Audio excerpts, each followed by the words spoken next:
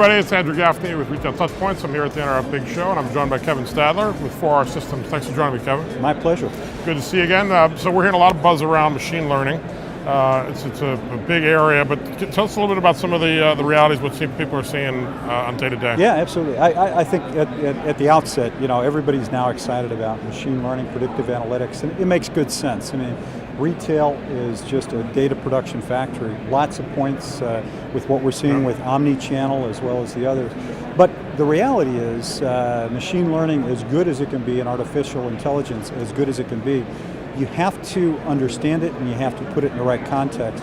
As an example, we've got kind of a framework to talk about. Yep. Most people talk about just tossing the data in and letting it come out with the answers, and you can't do that. I mean, you have to get the data, you have to clean it up, you have to see if it makes sense, you have to augment it with other sources, and then probably the most key in retail is you have to make sure that it makes good sense, meaning there are rules and constraints in retail that you don't see in other areas.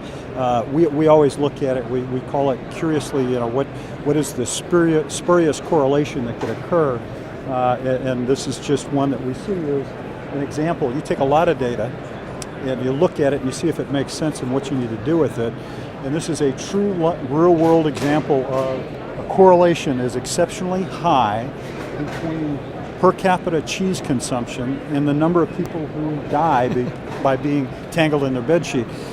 You find not sure what you do with that. Well, exactly, and that's exactly the problem at retail. How do you connect up the answers and the insights that it comes up with to the real world? That's the trick. Anybody can do machine learning, predictive analytics, but understanding retail and connecting it up into the retail operation, that's what you need to do. And I'd say that's kind of one, it's the downside is right. The spurious correlation. But the upside is connecting it up, the results are amazing. Awesome. You touched on earlier omni-channel, so many different data sources coming in. Omni-channel has been, a buzzword for a couple of years now. Still an area that retailers are trying to get figured out. Talk a little bit about what you're hearing, what the questions, challenges still remain around omni-channel. Yeah, absolutely. So there's two kind of key areas that we hear a lot lately, which is when you do an endless aisle or you do an online type of an offer, you end up with an ability to have to look at, does it make sense to carry everything in the world, or is there a cutoff? So it's a good answer. You have to look at it and find out what makes sense. We do things like that. So that one's good. The second one is for mixed organizations that have both online and in store, but they want to do things like buy online, pick up in store. All of a sudden the demand signals and the fulfillment get tricky. For instance, you can buy something online, somebody's in store, and in essence they want access to the same item from a demand standpoint. One of them's going to get it, one of it's not. You have to figure out what's the right risk factor, where do you put items and so forth for those. So we optimize things like that, but those are, continually omni-channel presents new problems as you think about kind of as it evolves, what do you need to do? And those are two areas we hear a lot. Yeah. And BOPUS, we're still hearing a lot of buzz around people still trying to get it right. You talked a little bit about how you help there. Can you go a little bit deeper on that? Is it finding the right delivery point? Where are some of the struggles and where are some of the opportunities? Yeah, so with BOPUS, when you think about it, the demand signal is coming from an external source, but the fulfillment is coming from another source as it goes through.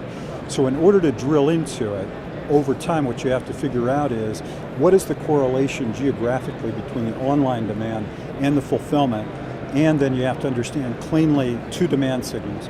What is the ordinary demand signal at that endpoint location, and then what is the demand signal at the other, and then blend them and figure out, in essence, what is the risk factor that I carry within each of these, and then how much do I actually want to present? Because ideally you'd want to have the inventory available all of the time in each location, but blending the demand pools actually allows you the capability to reduce risk because you've got two demand signals. So I think there's a lot of good things that can happen from people that think it through carefully. Unfortunately, a lot of folks started off life with omni-channel with a different fulfillment center and an in-store. Now they're having to blend them, and they're realizing they need to think that through. But the profitability kicks up quite high if you can think them both through in combination. So. Yeah. Getting assortment right is still a challenge for a lot of retailers. There's localization, a number of factors. omni-channel factors into it.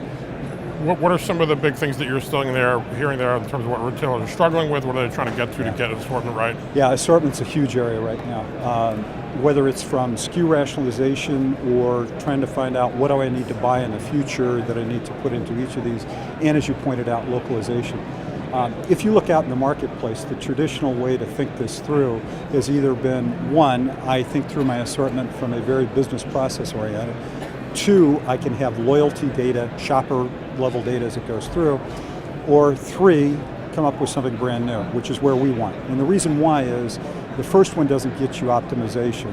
The second one means you got to have a lot of loyalty data and a lot of different things in there. Not everybody does, and sometimes it's sparse data. So we took a look at the problem and we deaggregated demand down to a level which is attribute. So we know by location, by attribute what it is. The beauty of that ability is you can bring it up to what we call a meta SKU level. Yep. It allows you to look at something with kind of an X-ray view on what goes on and say, I'm not going to talk about exact SKUs or exact items I need. I'm going to talk about where's the demand and where's the market, and then I'm going to fill in what I need in each of these cases. And that technique seems to work much, much, much better than the old way of just keep cramming it in until you got not enough space and you have to cut off the tail. This allows you to constantly re-optimize and monitor, and works quite well. All right. You've been tracking retail for a long time. I've go back a bit. While most of the retail news is pretty positive coming out of the holidays, there are still brands out there that we see that are struggling, have some legacy issues to deal with.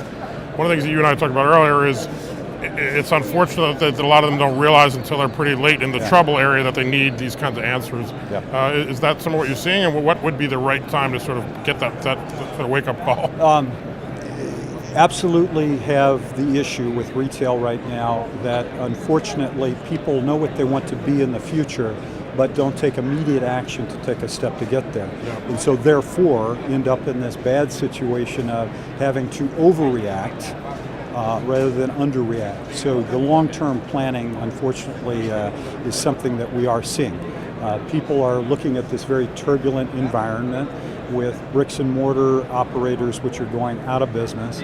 Those who are there, bricks and mortar will always exist, will always be there, but omni-channel, how to blend them, how to think through the future of what you need rather than overreacting at a step. But yeah, unfortunately a lot of our inbound interest is people have big problems and need them solved today as opposed to building the platform for the future.